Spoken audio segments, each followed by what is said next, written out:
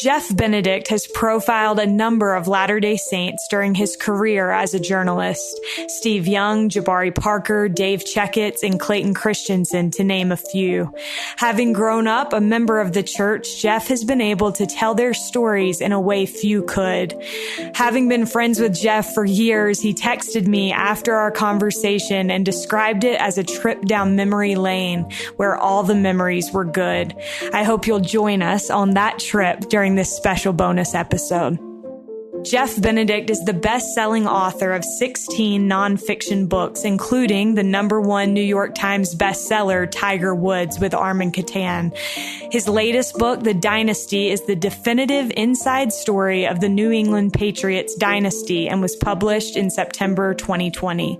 He has also been a special features writer for Sports Illustrated and the Los Angeles Times, and his essays have been featured in the New York Times. Benedict's stories have been the basis of segments on 60 Minutes, CBS Sunday Morning, HBO Real Sports, Discovery Channel, Good Morning America, 48 Hours, NFL Network, NPR, and ESPN's Outside the Lines. He is also a television and film producer and resides in Connecticut. This is All In, an LDS Living podcast where we ask the question, what does it really mean to be all in the gospel of Jesus Christ? I'm Morgan Jones, and I am so excited to have my friend Jeff Benedict on the line with me today. Jeff, welcome. Hey, it's great to be here, Morgan. Well, I am going to start. Sometimes when we have people on the show that I know personally, I like to start by giving a little background on how I know them, because otherwise it might be weird at some point in the conversation. I met Jeff for the first time when I was a freshman at Southern Virginia University, and I had gotten special permission from the school to take an upper level writing course. And Jeff was the professor, and I loved his class so much and the things that I learned from him that I was talking to my mom at the end of the semester, and I said, this is somebody that I'd like to learn more from. And she said, well, have you thought about asking him if he would consider having an intern? I asked, Jeff asked the school, and I had the chance to intern with Jeff for a little over a year, I think. And it was just such a treat. And so Jeff has been a mentor and a friend, and I am just so thrilled for people to get to hear what an incredible storyteller you are, Jeff, and your experiences. I remember that time actually really well because I was a brand new professor and faculty member at Southern Virginia University. I had just moved there myself. So in a sense, I was a freshman. And I remember you being in the class as a freshman. And I remember you asking if you could be an intern. And I had actually had a lot of experience with interns when I was at Northeastern University in Boston. And I had been an intern myself. In fact, my entry point to journalism was through an internship that profoundly changed my life. And so I've always been a big advocate for interns. I think the only reason I had to ask the school about you was because you were a freshman and you had taken an upper level writing class. But that was a great experience. I remember the book we worked on at the time. And I remember being disappointed when you transferred to Brigham Young, but I also thought it was a good move for you because of what you were planning to do. And it's great to see where you're at now. Well, thank you. So, Jeff, we've got plenty to talk about. My first question for you is, you grew up in New England, and obviously not a lot of members of the church there. That's a little bit relatable for me growing up on the East Coast. Tell me a little bit about your faith and the family that you grew up in. And also, we're going to be talking today a lot about some sports writing that you've done. So tell me a little bit about your love for sports from a young age. So I was raised in southeastern Connecticut, which in a shoreline community that's on Long Island Sound. My family was Italian, so I was sort of born and raised in and around the Catholic faith. I was baptized Catholic, as a baby, and that was my reference point. My mother converted to Mormonism when I was a little boy, and growing up in my community, most of the time I was the only Mormon in my school, whether it was grammar school or middle school or junior high. There were a couple of us in high school, but it was different in the sense that, it was a great thing for me to grow up that way because I was always surrounded by people who were from other churches, other backgrounds than mine. And I thought, you don't appreciate that as a child or a youth, but it actually helped me immensely when I grew up and became an adult. As far as sports goes, the town that I lived in and the area that I lived in, sports were just a huge part of our life. Little League baseball, Pee Wee football, recreational basketball. Sports were just really, really big. And they are throughout New England. But where I live particularly, my town is exactly the midway point between New York City and Boston. So growing up, there was always this great, rich mixture of Yankees and Red Sox fans, of Giants and Patriots fans, of Celtics and Knicks fans, of Bruins and Rangers fans. And so there were in school these spirited sort of arguments and contention about sports. And I've told you that I had a subscription to Sports Illustrated when I was a kid. And one of the things I look forward to every week as a child in grammar school was running home on Thursdays, because that was the day the magazine arrived in my mailbox. I would run home. It was a dead run because my school was less than a mile from my home. And I would run the whole way just to get home and have that experience of opening the mailbox door and pulling out the magazine to see who was on the cover this week. And those are some of the memories that I still have crystal clear because they were formative. I would have never imagined, obviously, then that one day I might write stories that would appear on the cover of that magazine. It feels almost fairy tale-ish for me when I think about it, but that's how it started for me. And then tell me a little bit about one thing that I watched in preparation for this interview was a BYU alumni event that you spoke at, and Steve Young introduced you. And we'll talk a little bit more about your experience with Steve Young. But one thing you talked about was you said it actually made it easier in my life to have Steve be an All-American. And so you're referencing Steve Young, who grew up in Connecticut and then went on to play at BYU and then for the 49ers, and how that experience made a tremendous impact on your life and made it easier for you to be a member of the church. Well, so, speaking candidly, like any child, I think when you're a minority, whether it's a racial minority or a religious minority or even an economic minority, if you're the only poor kid and you live in an area where there's a lot of wealthy people, you have insecurities. And I had insecurities about my faith because I was the only one. And so when you're the only one of something, it's you can feel awkward at times. And I certainly did, growing up in a town where there were no other Mormons around me my age. And so my peers didn't really know what that was. And to them, there was a strangeness to a religion that they just didn't know about. And so I would be pretty quiet about it. I never really talked about my religion in school or around my friends. It wasn't that I necessarily was hiding it. It's just I didn't talk about it. And then Steve Young came along. Now, we lived on opposite ends of the Connecticut coastline, but Connecticut's a tiny state. It's like a postage stamp. And so Steve was the biggest high school star athlete in the state of Connecticut. And his senior year at Greenwich High School was, historic. And so everybody knew who he was. And when he went to Brigham Young and became an All-American and a Heisman Trophy candidate, his stardom back in Connecticut just kept rising and rising. And his Mormonism was, of course, associated with his name. And so that was actually really helpful to me because my peers, who were all athletes, they looked up to Steve for his athleticism. They admired him because he was a Heisman Trophy candidate. And then, of course, as he became an NFL star, that just got bigger and bigger. It provided for me something that I could connect my religion to with my friends that seemed more normalized to them. The strangeness factor was sort of diminished. And it just made it easier for a kid like me who was just, trying to find my way. And that's really what I was talking about in that event that I did with Steve. It's something that Steve and I talked a lot about after he asked me to help him write his autobiography. It was interesting because I'd never met Steve Young in my youth. He was 4 years ahead of me in high school or 5 years. And so when he was as I recall, when he was a freshman at BYU. I was a freshman in high school. So when he was a senior in college, I was a senior in high school. And so we never met in high school. And then in my career, we never crossed paths. We never ran into each other, which is kind of interesting until the day that I interviewed him for Sports Illustrated. I was doing a feature story on Jabari Parker. I was profiling him when he was in high school. And the magazine actually wanted me to interview Steve Young and Danny Ainge for that piece. So I called Steve and did the interview. And it was after that interview, in that same phone call, that he asked me whether I'd be interested in helping him write his biography.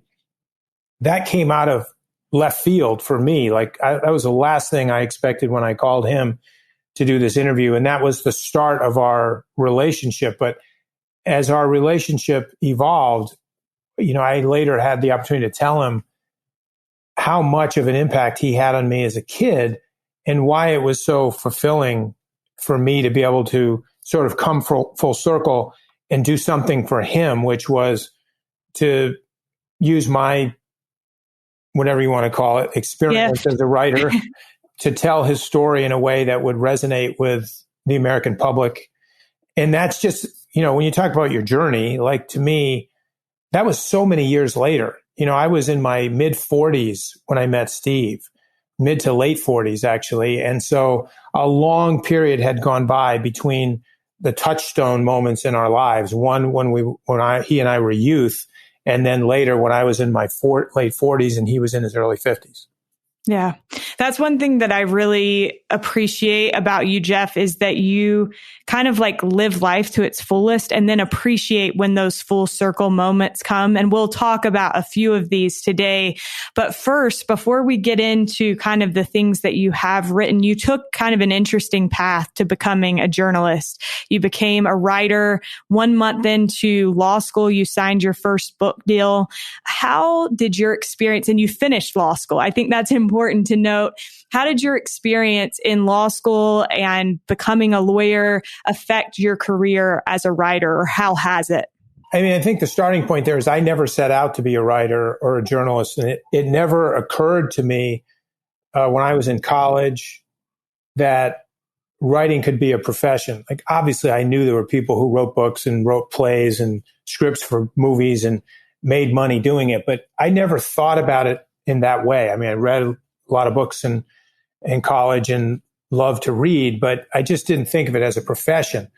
And so I went through college and majored in history. Then I went to graduate school and got a master's degree in politics, and then went off to law school. And the path I was on was towards the practice of law and politics. Those two areas were where I wanted to be professionally. But in between, during graduate school, I started doing some writing on the academic side. And I spent a lot of time doing it. And then I was naive enough to think that I could publish some of the things that I had spent so much time researching and writing about in graduate school. And I really was naive. I didn't know anything about the publishing industry or how it worked. I was fortunate to get a book published when I was just coming out of grad school and getting ready to go to law school. It was a small book. It wasn't a bestseller, but it got a lot of visibility and attention because of the topic. It was a book about violence against women. And the violence that I was writing about was violence committed by athletes. And so that was at the time that O.J. Simpson was going on trial for murder, and Mike Tyson was serving a prison term for sexual assault. So it was a topic that was very topical in the news. And to have a man writing about it was really different and unique at that time. So the book got a tremendous amount of publicity, and so did I. I did a lot of television in the national media. And then I went off to law school. And that, when I say I was shocked, I really was. That as I started law school, I was approached about writing another book, but for a much bigger commercial publishing house like Time Warner, and having a big contract and a big contractual obligation. I obviously wasn't thinking about that when I wrote the other book. The other book was just, this was something that I was passionate about. I knew something about. I had a unique viewpoint, and I really wanted to share it with as many people as I could. I wasn't thinking money, job, profession.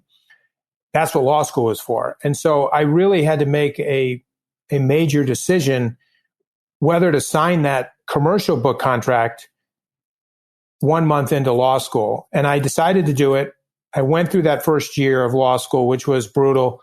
I wrote the book in 1 year. And then at the end of the first year, I had to decide, because I was offered the chance to do another book contract, should I just drop out of school and just write full time because I could make a career out of this, or stay in school? And I decided to essentially do both. As a security measure, I stayed in school and continued with my law degree. And I also signed yet another book contract and wrote, during my second and third year of law school, wrote another book. And being in law school, the training that I got through law school is very different than you would get in a journalism program. I had to write a lot in law school, but I was writing things like briefs and legal memos and legal research papers and things of that nature. And it doesn't necessarily prepare you to be a good commercial audience writer. But on the other hand, it teaches you a lot of things about discipline, about research, about obtaining documents, getting information. So I felt like my legal training was really, really valuable and a really good use of time. I wouldn't encourage everybody who wants to be a journalist to go to law school. I'm just saying, in my case, it proved to be really helpful. And I'm fascinated by the law and by politics and business. And so usually when I write a book, I often look in those areas, because usually that's virgin territory when you're doing a story like the story that I just wrote about the New England Patriots dynasty. There's a lot of areas in their story that haven't been explored because they're legal, financial, or business areas that are less obvious places for a journalist to poke around. Yeah, absolutely. So that was in what year, Jeff, what year did you graduate from law school? 2000. Okay. So fast forward to 2005, you've written a few books at that point. You had been a writer for 10 years. Is that right? Roughly. Yeah. And you said you'd never written a word about your faith. And you said, I never had a reason to. But then you took your editor to the Temple Open House in Manhattan, and he had this idea for a book afterward. Is that right? So the story is, it had probably been I'd been a published author for, let's just say, a decade at that point. And the church was opening its first temple in New York City. And I brought a number of my colleagues and friends in journalism and the media to see it during the public open house period.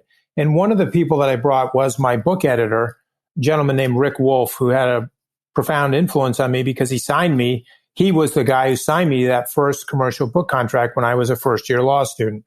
And he and I were really good friends, just had a lot of love for him. And Rick is the quintessential New Yorker. He doesn't have enough time for anything. And so we were in his office, and I had asked him about going to the open house, and he had agreed to go. And what really surprised me was, how long, his typical question, how long is this going to take? And, I downplayed that. I said, it's not going to take long. We can do it quick. Because I didn't want him to change his mind. And so we hopped in a cab and went from the Time Life building over to the temple, which was a pretty good hike. And so we took the cab and we went through, and it actually took us longer than it should have. And as we left, what I was concerned about was how long we'd been there. And so I said, you want me to hail a cab? As I know we need to hurry up and get back. And he goes, let's walk. And I was like, okay, you're going to walk all the way back to the Time Life building? We had this terrific conversation because we took the long way back. We did it on foot. Walking through Manhattan, we just talked about things that we had never really talked about before, more serious things. Things like family and relationships with parents and faith, religion, things of that nature. It was really good. And it was not long after that. That experience wasn't the direct catalyst for this, but it was related. Not long after that, we spoke on Thanksgiving weekend, and we were just checking in.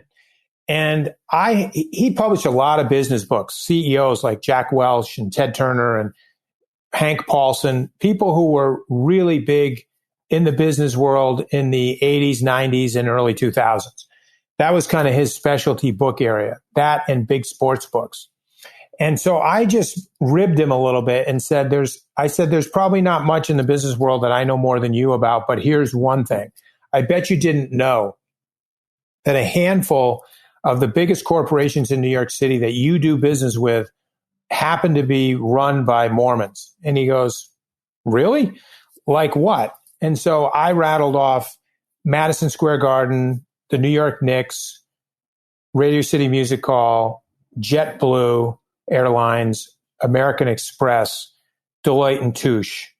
And I got about that far. And he goes, no way. And I said, yeah. And I can tell you some more. Harvard Business School, Dell Computers. And he was just like, all right, stop. He said, do me a favor. He goes, send me an email, 10 names, 10 biggest companies. And so I did. And literally after that weekend, Monday, he called me back and said he wanted to publish a book he wanted to call it The Mormon Way of Doing Business. So like he already had this in his mind. And he basically said what would be great is to get like a handful of these guys, maybe 6 of them, 8 of them, to cooperate and see if they could basically share their stories about how they integrate their great success in business with their commitment to family and then their commitment to their faith. And he said, and who better to write it than you? Because you are one of them. And that's what he said. And I was like, I really couldn't believe it. I was shocked. There was no book proposal, nothing. And so that was the reason for it. Like I would have never named a book that. Like to me, that's not a title I was crazy about. I still am not crazy about it today. But he liked it and the publisher liked it. And it was their idea. It wasn't mine. And they asked me to do it. And I thought, this would be interesting. These are smart guys. I knew a couple of them, but most of them were strangers to me. And so I started one by one calling them up. And that was the reason and the impetus for writing about basically the faith that I belong to for the first time in a public domain. Right. Which is interesting when you think about the fact that you said, growing up, your faith wasn't something you talked about a lot. No. And so then all of a sudden, here you are kind of becoming a more public face of a member of the church. You said that writing that book, The Mormon Way of Doing Business, changed your life. How would you say that it changed your life? I mean, I can honestly say, well, not every book, but of the 16 books that I've written now in my life, I would say almost all of them. There's a couple of exceptions, but almost all of them have changed my life in really noticeable ways. Like I can look back and see significant changes in my life because of working on and writing a book. So most books changed my life. This one did in a couple of ways because number one, it introduced me to 8, not just men who happen to be these corporate titans, but it also introduced me to their spouses and in many cases, their children. This was a really intimate, personal book. So I got to know 8 families in my own religion that I didn't really either know at all or know very well. And they're really successful people and really great families. And so I was at an age in my own life where being able to profile and shadow those guys was enormously influential and informative for me. It's like learning from people who have gone before you and who are smarter than you are and more experienced in the world than you are. And so I was like a sponge, just absorbing all that. And a lot of what I learned, obviously, I tried to put on the page so the reader could learn it. But then there were also a lot of things that I saw and heard and observed that I wouldn't put in a book because maybe this was more for personal consumption. But, you have to know where to draw lines as a journalist and where to be judicious in what you share with the reader and what you don't. And when people let you in their homes and in their lives, in a real intimate way, you have to have discretion. And so there were a lot of things that I saw around these families that were so helpful to me and taught me things and benefited me and my family that I wouldn't necessarily share all of it. And so it did profoundly change my life in lots of ways. Like I still consider all of those people dear friends, and I just have wonderful memories of the impact they had on my life. Yeah. Another thing, so you mentioned already that you grew up reading Sports Illustrated. At the point that you were asked to write, or did you pitch the cover story about Jabari Parker, or were you asked to write it? So I pitched it. That was after I had started being a special features writer for Sports Illustrated. Right. Again, if you talk about pathways and journeys, when I was in graduate school and I was an intern in graduate school, I met another guy who was in school at the same time. I was in politics. He was in journalism. His name is B.J. Schechter. He went on to become an editor at Sports Illustrated. He was a journalism major at Northeastern University. I was a politics major. He went to become an editor at SI. And, you know, we stayed friends. We became great friends during our college years. And at one point, you know, we were talking and I just said, hey, I had done some stuff for SI. And then I said, I'd like to do some bigger pieces for you guys. And he was like all for it.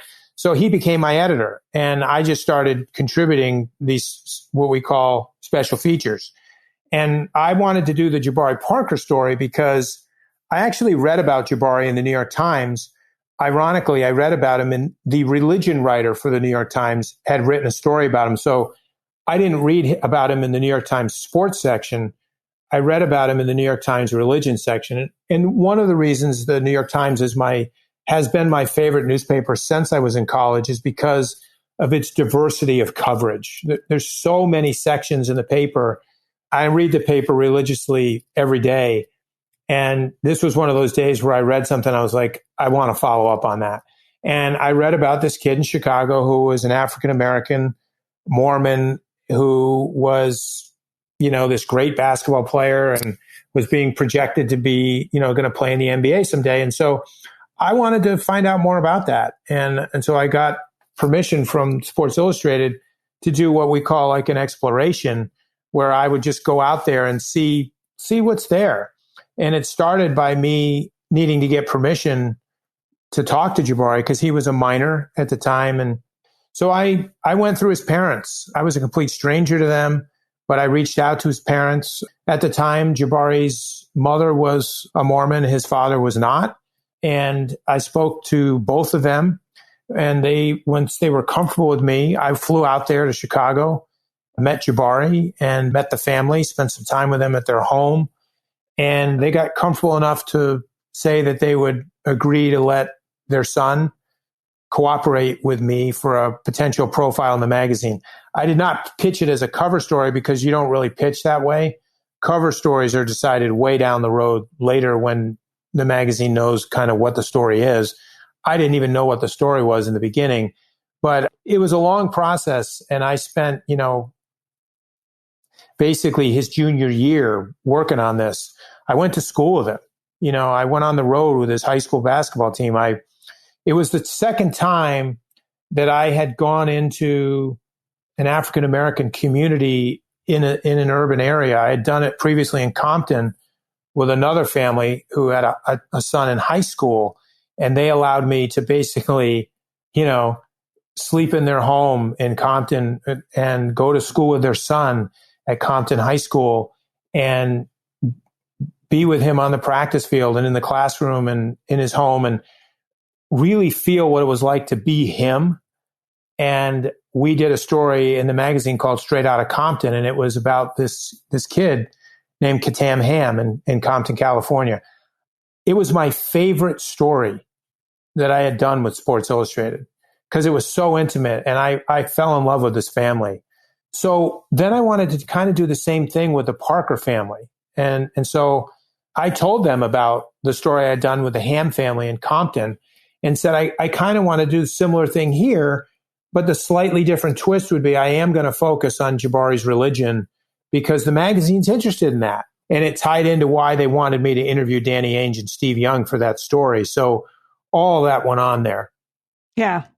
So there are other stories that we could talk about, Jeff, where you have interviewed or profiled members of the church. You talked about Kyle Van Noy in the system. You interviewed Spencer Hadley after his incident at BYU and wrote a beautiful story about him. And over the course of time, I think it's just interesting how these stories have kind of come to you and how, and I say in the interest of time, I'm going to skip over Spencer Hadley, but if listeners get a chance, I'm going to put the show notes, and in the show notes, I'm going to put the link to that BYU alumni event where you told the story about Spencer Hadley, because I think that's remarkable. And you said in that event that 4 families had joined the church because of that story at that time that you were aware of. And so I think it's interesting how kind of the Lord was working through your writing. And then we come to Steve Young. I just spoke with Steve Young yesterday, and he told me that when the Patriots were trying to decide whether or not to give you access for this book, Dynasty, Steve Young was contacted by Robert Kraft, and he asked him, is Jeff someone that you should trust? Now, Steve, having worked with you on his autobiography, reassured Robert Kraft that you were absolutely worthy of trust. And I want to talk a little bit more about trust and what that means. But first of all, tell me a little bit about your experience. You touched on earlier, Steve, reaching out about wanting you to write his autobiography. But what was that experience like for you? And how did it bless your life working on that book with Steve? Well, Steve was, what can I say? I mean, for me, it felt like once we got into the project, and it didn't take long, by the way, to feel this way, but I felt like I was writing a book about my brother, like an older brother that I never had. At the risk of potentially getting choked up on your podcast, which I don't want to do, for me, it was emotionally really rewarding to be involved with Steve. I just had so much admiration for him and respect for the way he lived his life on and off the field as an athlete. And I got intimately familiar with that by writing his biography and researching his life and interviewing so many people in his life, going all the way back to his childhood and then working my way all the way up to the present. Steve's had a very, very full life. He's crossed paths with the most famous people on the planet, and then the janitor or the guy who cleans the locker room at Brigham Young University. And his relationships are kind of the same. Whether you're somebody who's a president or someone who is a ball boy, Steve treats you the same. And I witnessed that a lot. And so working on his book was an honor and a real privilege. And I'll tell you what was a capstone moment for me that I think a lot of your male listeners will totally understand is when we got to the end of the book, the writing of the book process, NFL Films wanted to do a documentary about Steve. And Steve agreed to do it, and I was going to help produce the film, and it was going to be strictly based on the book. And one of the things we wanted to do was shoot Steve in these different locations around the Bay Area. Candlestick Park was in the process of being demolished. It's now gone. But when we started talking about doing this film, Candlestick Park was literally under demolition. So it was still standing, but the wrecking balls were there knocking down the stadium. NFL Films got the city of San Francisco to stop the demolition so we could take Steve there and film part of the documentary inside Candlestick Park. And I was there because I was helping produce it. And one of the things they wanted to do was recreate Steve's famous pass to Terrell Owens to beat the Green Bay Packers in the playoffs, which is famously known as the catch 2. And so Steve needed to throw that ball in the place where he threw it in the game. And then they were going to overlay the real footage of him throwing to Terrell. And they needed someone to go in the end zone and catch those passes. And so I volunteered because I'd been working on this book for over 4 years with Steve, and I'd never actually had a catch with him. Like, we'd never thrown a ball together. And I thought, if Steve Young's going to throw passes in Candlestick Park, I'd like to catch them. And so I went down and stood in the end zone where the end zone would have been, right where Terrell Owens caught that pass. And Steve threw me probably a dozen passes, maybe 20, and NFL Films was filming it. And as I was standing there catching those passes and looking up, the sky was blue. It was the middle of the day. It was a beautiful day in San Francisco. And I was imagining this stadium full of people rocking as Steve Young helped the 49ers win this playoff game. And I could envision it. And then I was also thinking, how crazy is it that a kid who grew up in southeastern Connecticut in a little coastal town, pulling magazines out of his mailbox, would be standing here doing this with Steve? It was hard for me to wrap my mind around that I was getting to do that. And I was thinking about that never would have happened if I wasn't a writer.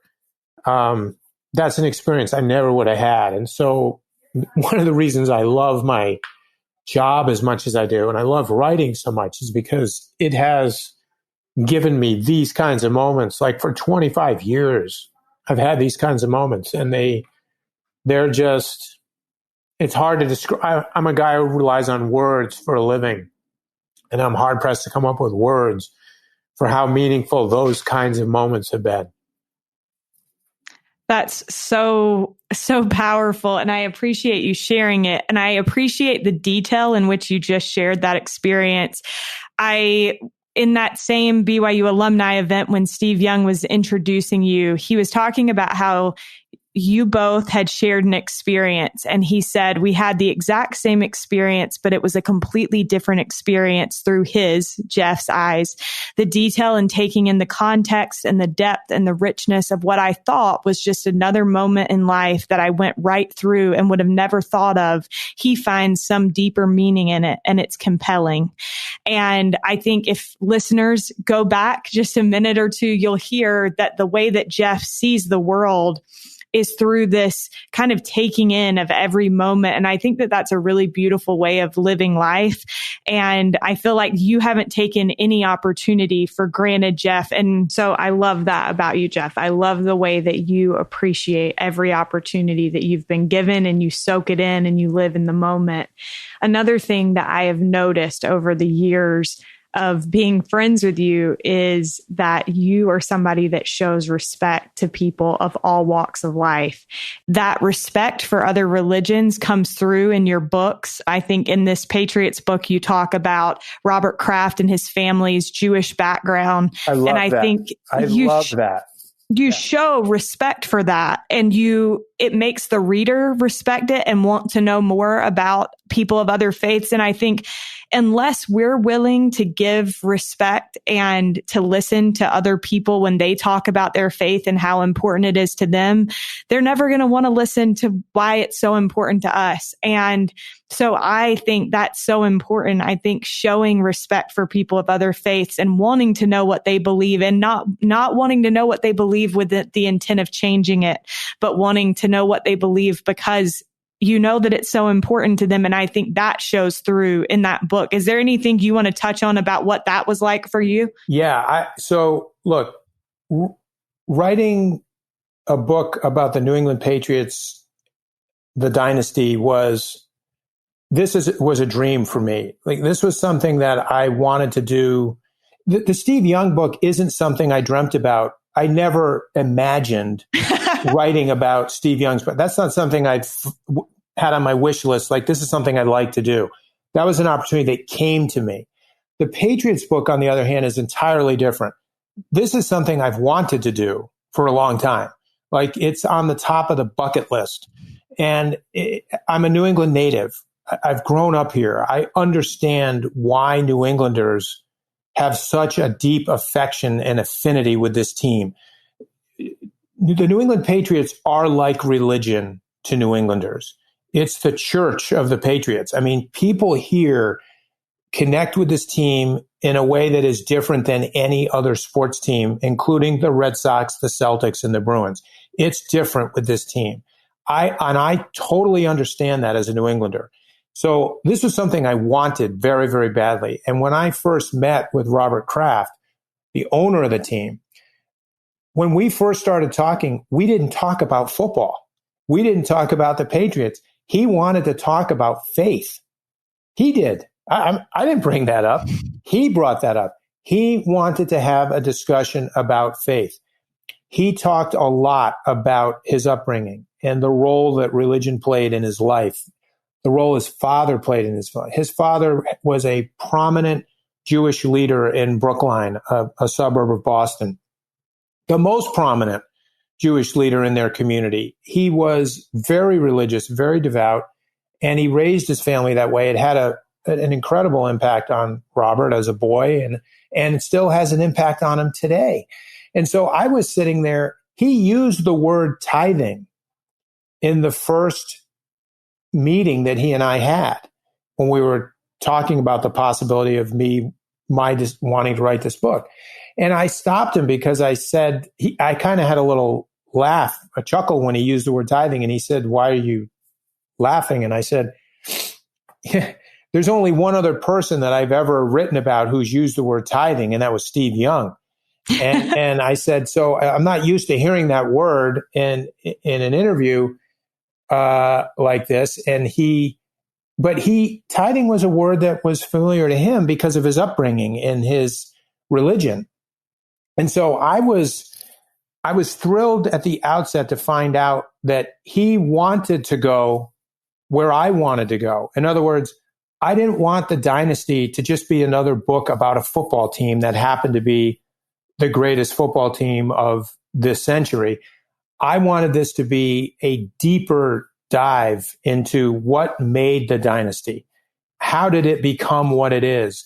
And in order to understand that, you have to understand the people who built it. And he's the builder. You know, he was the creator. He was the man who started it all.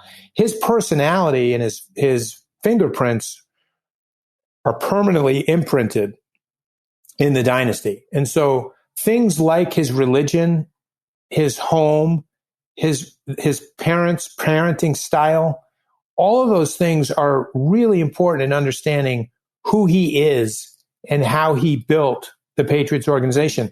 Obviously, I was similarly interested in questions like that about Tom Brady, the quarterback, because he's instrumental in building the dynasty as well. He comes on the scene much later, but once he comes and Bill Belichick comes, that's when the real winning starts, because they take the foundation that Robert Kraft established and then they run with it. And so I wanted to go to those places, and I was thrilled that I had a subject in front of me who was telling me that was where he was signaling to me that that's where he wanted to go. So I was thrilled from the start. Yeah. And I think it's cool because the reason that you pick up on those things when you're interviewing somebody like Robert Kraft is because those things that are important to him are the very same things that are important to you. Yeah. And I think that's powerful. Another thing really quickly before we wrap up here, we talked a little bit about trust, and Steve Young said about you, in all of his work, there's an honesty and an integrity to it. And ultimately, Steve Young vouching for you led to this opportunity to write this Patriots book. I think, Jeff, trust is so important. It's something that makes a huge difference in the hearts that we're able to get into and the places that we're able to get into. And you've been able to reach and get into many different places that other people might not have been able to get into. Why is that trust so important to you? And how is it something that you work consciously to protect? Yeah, at the point that I'm at in my life and in my career, I'm really selective about the stories I want to tell. And I'm also really particular about how I tell them. the Patriots story could be told 20 different ways. In fact, there have been plenty of other books written about the Patriots over the years. I wanted to tell this a certain way, and here's an example of what I mean. I start this book off early on with a scene where Robert Kraft is a young college student at Columbia who's come home to Boston for the weekend, and he walks into a diner at midnight with 3 friends and spots a girl in line, and she's pretty, and she's with another boy, and he's thinking, I'd really like to date her. And he gets her phone number, and the next day he calls her at Brandeis University, and he goes to see her at Brandeis University. And long story short is that night they end up on a date, and they're at the end of the date, they're sitting in a car in the parking lot at Brandeis. And he had worked really hard to get her on this date because he didn't think he'd get her to say yes. But he gets her to say yes, and they end up in the car, and they're talking, and she is falling for him while they're having this hours-long conversation in his cold car on a February night in Boston. And eventually, there's a moment where he turns on the car to get some heat because it's cold, and the radio comes on, and Moon River, the theme song from Breakfast at Tiffany's, is on the radio. And of course, Breakfast at Tiffany's was the number 1 movie in the country at the time, and Moon River was the number 1 song. And it's playing, and his date loves the song and starts singing along. It's this great romantic moment that you can visualize and you can actually hear, because everybody knows Moon River and everybody knows the lyrics. It's a love story moment. And I worked really, really hard to tell that story authentically. And also, when you talk about trust, that is a way, like the reader, the person that you're interviewing, in this case, I was interviewing Robert Kraft a lot about this scene because I wanted to get the scene perfect. It helps the subject know where you're going. Like when you're asking those kinds of questions and getting down to that granular level of detail about an intimate moment like that, the subject gets a sense of what you're about. They know what your priorities are by the questions you're asking. I was interested in those kinds of things because I think they speak to who he is. It tells you a lot about who is this man who now is world famous because he owns the most successful franchise, you could argue, in the world. But at that time, he is a 21-year-old that no one in the world knows. You know, so there's a lot of foreshadowing here. You're seeing the seeds of someone who's going to become something. And what you're seeing it in is in a moment where he chooses his wife and she chooses her husband, and they're going to go off on this journey together. And I'm basically telling him by my questions, but also the reader by what they're reading, this is the kind of book this is. You're really going to go inside there and know these people in an intimate way that you would not normally know someone who is now world renowned. And so I think the comfort level of trust is built by the kinds of things you want to talk about with him. What are you asking him? You know, what do you want to know? And that's what I was doing. I was making it clear without saying it that I want to come into your life and I want to go to places. I want to go where your heart is. I want to go where your mind is. Because if there's 2 parts of you that I want to visit for a while, it's your heart and your head. I want you to let me in those 2 places because I want to know how you feel and I want to know how you think. A lot of times it's not what a person says to you. It's what's going through their mind that is much more interesting. And so the car scene has a lot of thoughts. Like Robert thought a lot of things in the car that night, and he shared those things with me, and I was able to put them on the page. So the reader feels like they're sitting in the back seat listening to Holly Golightly sing Moon River and watch 2 people fall in love. I mean, It doesn't get any better than that. Yeah. Well, I touched on that those are things that matter to you too. I will never forget, Jeff, and you may hate me for saying this publicly, but when we were at SVU, you had a big poster of your wife in your office. And that always made an impression on me that was the person that you loved. And I think that your family is important to you. Your faith is important to you. Your integrity is important to you. Why are those the things that you value?